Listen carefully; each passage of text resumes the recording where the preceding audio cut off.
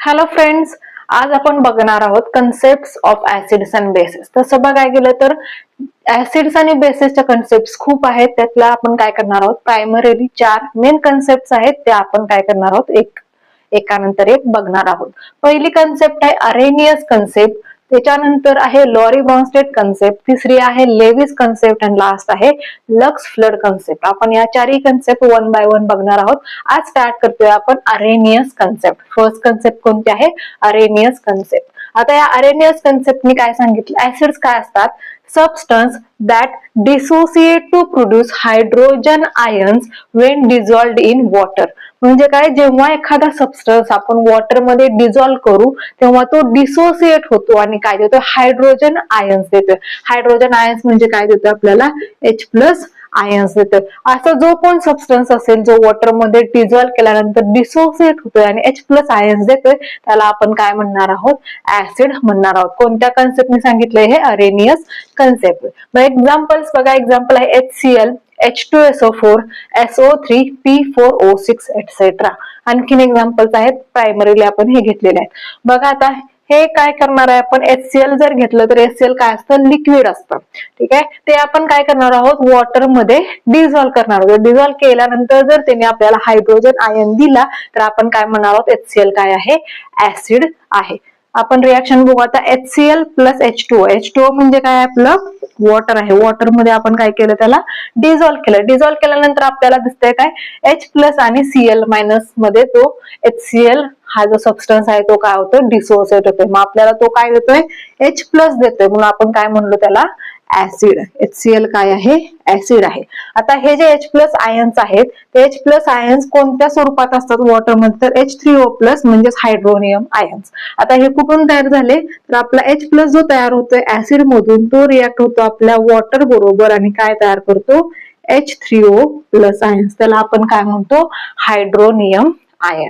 मग HCl जर water मध्ये आपण डिझॉल्व्ह केलं तर आपल्याला देतो H+ आयन्स म्हणजे H3O+ आयन्स म्हणजेच हायड्रोनियम आयन्स, म्हणून आपण त्याला काय म्हणतो, HCl काय आहे, ऍसिड आहे. नेक्स्ट एक्झाम्पल आहे H2SO4, जे आपण काय केलं, वॉटर मध्ये डिझॉल्व्ह केलं. त्यांनी काय केले, 2 H+ आयन्स आणि एक SO4 आयन दिलेला आहे. H+ आयन्स मिळालेले आहेत आपल्याला, म्हणजे H2SO4 पण काय आहे, एक ऍसिड आहे. त्याच्यानंतर थर्ड एक्झाम्पल आपण सांगितलं होतं SO3 प्लस वॉटर. आपण वॉटर मध्ये डिझॉल्व्ह केलं. डिझॉल्व्ह केल्यानंतर आपल्याला काय भेटलं रे, H2SO4 भेटलं, जे H2SO4 आपण आताच बघितलं. मग H2SO4 ची रिॲक्शन माहितीये, वॉटर अजून प्रेझेंट असणार आहे त्याच्यात. मग वॉटर बरोबर रिॲक्ट होऊन ते काय करणार आहे, 2H+ आणि एक SO4 आयन देणार आहे. हे आपल्याला H+ भेटले म्हणजे काय आहे, SO3 पण काय आहे, एक ऍसिड आहे. त्याच्यानंतर P4O6, त्याच्यात आपण काय केले, 6 वॉटर मोलेक्युल्स, म्हणजे आपण त्याला डिझॉल्व्ह केलं वॉटर मध्ये आणि त्याच्यातल्या 6 वॉटर मोलेक्युल्स बरोबर एक आपला P4O6 काय झाला, रिॲक्ट झाला. त्यांनी काय तयार केलं, H3PO3 इंटरमिडिएट तयार होतोय, H3PO3, आणि जो परत वॉटर मध्ये असल्यामुळे परत डिसोसिएट होतोय आणि आपल्याला काय देतोय, 12H+ ions and 4PO3 3- ions. मग ह्या ज्या सगळ्या स्पेसिस आहेत आपण बघितलेल्या, HCl, H2SO4, SO3, P4O6 यांना आपण काय केलं, वॉटर मध्ये डिझॉल्व्ह केलं तर त्यांचं डिसोसिएशन होतं. डिसोसिएट म्हणजे काय, त्यांचे जे कन्स्टिट्युएंट आयन्स असतील त्याच्यामध्ये त्याचं काय होतंय, डिसोसिएशन होतंय. आणि त्याच्यामुळे आपल्याला जर H+ आयन भेटत असेल तर आपण त्या स्पेसिसला काय म्हणतोय, ऍसिड म्हणतोय. ठीक आहे, ऍसिड्स काय आहेत, ऍसिड असे सबस्टन्स आहेत जे वॉटर मध्ये आपण डिझॉल्व्ह केल्यानंतर डिसोसिएट होतात आणि आपल्याला हायड्रोजन आयन देतात. हायड्रोजन आयनलाच आपण वॉटर असल्यामुळे आणखीन काय म्हणू शकतो, हायड्रोनियम आयन म्हणू शकतो. हायड्रोनियम आयन कसा तयार होतो, H+ ऍसिड करून मिळतं, वॉटर मध्ये आपण त्याला डिझॉल्व्ह केलेला आहे आणि त्याच्यामुळे तयार होतोय कोण, H3O+ आयन. ठीक आहे, हे काय होतं, अरेनियस कन्सेप्टने सांगितलं ऍसिड काय आहे. अरेनियस कन्सेप्टने सांगितलंय बेस काय आहे. बेसेस काय असतात, सबस्टन्स असतात that dissociate to produce hydroxyl और hydroxide ions when dissolved in water. ऍसिडचं काय सांगितलं होतं आपण, एखादा सबस्टन्स जेव्हा आपण काय करतो, वॉटर मध्ये डिझॉल्व्ह करतो तेव्हा तो काय करतो, डिसोसिएट होतो सबस्टन्स आणि H+ आयन्स देतो. त्यावेळी त्याला आपण काय म्हटलेलं, ऍसिड म्हणलं होतं. पण जर एखादा सबस्टन्स आपण वॉटर मध्ये काय केला, डिझॉल्व्ह केला आणि डिझॉल्व्ह केल्यानंतर तो डिसोसिएट झाला आणि आपल्याला काय द्यायला लागला, हायड्रॉक्सिल आयन किंवा हायड्रॉक्साइड आयन म्हणजेच काय, OH मायनस आयन्स. जर OH मायनस आयन्स जर आपल्याला भेटत असतील सबस्टन्स डिसोसिएट झाल्यानंतर, तर त्या सबस्टन्सला आपण काय म्हणणार आहे, बेस म्हणणार आहे. एक्झाम्पल बघा, NaOH, KOH, NH3 आणि कॅल्शियम ऑक्साइड CaO एटसेट्रा. आता हे आपण काय करणार आहे, वॉटरमध्ये डिसोसिएट करून आपल्याला OH मायनस आयन्स देतात का बघणार आहे. पहिला आहे NaOH. NaOH जेव्हा आपण वॉटरमध्ये डिझॉल्व्ह करू तेव्हा ते डिसोसिएट होतं Na प्लस आयन्स आणि OH मायनस आयन्स मध्ये. मग आपल्याला इथं OH मायनस आयन्स भेटतात म्हणून NaOH काय आहे, बेस आहे. आर्हेनियस कन्सेप्टने काय सांगितलं, NaOH आपल्याला वॉटरमध्ये डिझॉल्व्ह केल्यानंतर काय करते, OH मायनस आयन्स देते, म्हणून त्याला आपण काय म्हणतो, बेस म्हणतोय. नेक्स्ट बघा, KOH आहे. KOH सेम NaOH सारखं असणार आहे. वॉटरमध्ये आपण डिझॉल्व्ह केलं K प्लस आयन्स आणि OH मायनस आयन्स. इथं पण आपल्याला काय भेटतात, OH मायनस आयन्स, त्यामुळे KOH काय आहे, बेस आहे. नेक्स्ट बघा, NH3 अमोनिया जेव्हा आपण वॉटर मध्ये म्हणजे H2O मध्ये डिझॉल्व्ह करू तेव्हा तयार काय होते, NH4OH, जे स्वतः बेस आहे कारण ते वॉटर मध्ये प्रेझेंट असल्यामुळे काय देते, NH4 plus plus OH minus ions. इथं पण आपल्याला काय भेटतात, OH मायनस आयन्स. मग आपण इथं एक्झाम्पल आणखीन एक लिहू शकतो, कोणतं, NH4OH, जे काय करतं आपल्याला वॉटर मध्ये डिझॉल्व्ह केल्यानंतर काय देते, NH4 प्लस आणि OH मायनस आयन्स. म्हणजे हे पण काय आहे, एक बेस आहे. कॅल्शियम ऑक्साईड जेव्हा आपण वॉटरमध्ये डिझॉल्व्ह करतो तेव्हा काय भेटतं, कॅल्शियम हायड्रॉक्साईड भेटतं आणि ते आणखी वॉटर प्रेझेंट असल्यामुळे काय होतं, डिसोसिएट होतं आणि कॅल्शियम 2 प्लस आयन्स आणि 2 OH मायनस आयन्स भेटतात. 2 OH मायनस आयन्स भेटतात, त्याचा अर्थ काय आहे, हे कॅल्शियम ऑक्साईड पण काय आहे, एक बेस आहे. ठीक आहे. बेसेस काय आहेत, असे सबस्टन्सेस जे काय केले आपण वॉटरमध्ये डिझॉल्व्ह केल्यानंतर OH मायनस आयन्स, त्यालाच आपण काय म्हणतो, हायड्रॉक्साइड आयन्स किंवा हायड्रॉक्सिल आयन्स देतात. त्या सबस्टन्सना आपण काय म्हणणार आहोत, बेसेस म्हणणार आहोत. आता नेक्स्ट पॉइंट याच कन्सेप्ट मधला आपण बघणार आहे, न्यूट्रलायझेशन. काय असतं, न्यूट्रलायझेशन. याच कन्सेप्टने सांगितलेलं आपल्याला न्यूट्रलायझेशन काय असतं. नेक्स्ट पॉइंट बघणार आहे, न्यूट्रलायझेशन. आर्हेनियस कन्सेप्ट मध्ये काय सांगितलं आपल्याला, न्यूट्रलायझेशन. न्यूट्रलायझेशन काय आहे मग, it is the reaction between an acid and a base to form a salt. काय फॉर्म करणार आहे, एक साल्ट आणि एक न्यूट्रल वॉटर मोलेक्यूल. जेव्हा एक ऍसिड आणि बेस यांची रिएक्शन होते तेव्हा एक साल्ट आणि एक वॉटर मोलेक्यूल तयार होतो. त्या रिएक्शनला आपण काय म्हणतो, न्यूट्रलायझेशन रिएक्शन. न्यूट्रलायझेशन का म्हणलं तर त्या रिएक्शन नंतर जे सोल्युशन तयार होतं ना ते ऍसिडिक असतं ना बेसिक असतं. सोल्युशन कसं असतं, न्यूट्रल असतं. म्हणून ह्या रिएक्शनला काय म्हटलंय, न्यूट्रलायझेशन रिएक्शन. रिएक्शन कोणाची आहे, एक ऍसिडची आणि एका बेसची. या दोघांची रिएक्शन आपण ऍक्वेस मीडियम मध्ये केल्यानंतर आपल्याला काय मिळतं, एक साल्ट मिळतं, सिंपल साल्ट, आणि दुसरं काय मिळतं आपल्याला, न्यूट्रल वॉटर मोलेक्युल. बघा रिएक्शन बघा, आपण एक एक्झाम्पल घेऊ. HCl काय आहे, ऍसिड आहे. NaOH काय आहे, एक बेस आहे. या दोघांची रिएक्शन आपण काय केली, ऍक्वेस मीडियम मध्ये केली. तयार काय झालं, NaCl आणि एक वॉटर मोलेक्युल. आता हे कसं तयार झालं किंवा यांच्या रिएक्शन कशा झाल्या हे आपल्याला आयोनिक थेअरीनं सांगितलं गेलंय. आयोनिक थेअरी काय सांगते, HCl आहे ते काय आहे, असं आपल्याला पूर्ण कंपोनंटच्या स्वरूपात दिसतं. कसं, HCl मध्ये काय काय असतं, H प्लस आयन्स आणि दुसरे Cl मायनस आयन्स. म्हणजे आयोनिक थेअरीने काय सांगितलं, HCl आहे ते काय आहे, आयोनिक फॉर्म मध्ये प्रेझेंट आहे. मग त्याच्यात काय असणार आहे, H प्लस आणि Cl मायनस आयन्स. HCl लाच आपण काय लिहिलं, H plus plus Cl minus ions. तसंच NaOH पण काय आहे, आयोनिक थेअरीने सांगितलं की NaOH पण काय आहे, आयन्स मध्ये प्रेझेंट आहे. म्हणजेच NaOH आपण काय लिहिलं, Na plus plus OH minus ions. या सगळ्याची रिएक्शन केल्यानंतर आपल्याला काय भेटलं, Na plus ion Cl minus ion तसाच राहिलाय आणि H प्लस आणि OH मायनसचं काय तयार झालंय, आपल्याला न्यूट्रल वॉटर मोलेक्युल तयार झालेला आहे.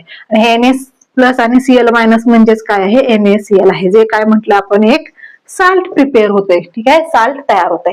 तेच आता आपण काय केलं, जर कॅन्सल केले, काय कॅन्सल केलं आपण, जे कॉमन आयन्स दिसतात आपल्याला या रिएक्शन मध्ये, कॉमन आयन्स दिसतात ते कॅन्सल केले. कोणते दिसतात, इकडे Na दिसतोय, इकडे Na दिसतोय, इकडे Cl दिसतोय, इकडे Cl दिसतोय. कॅन्सल झाल्यानंतर रिएक्शन मध्ये काय राहिलं, H plus plus OH minus ions तयार काय झालेलं आहे, वॉटर मोलेक्युल तयार झालेला आहे. आता हा जो H प्लस आलेला आहे तो कुठून आलाय, HCl मधून आलाय.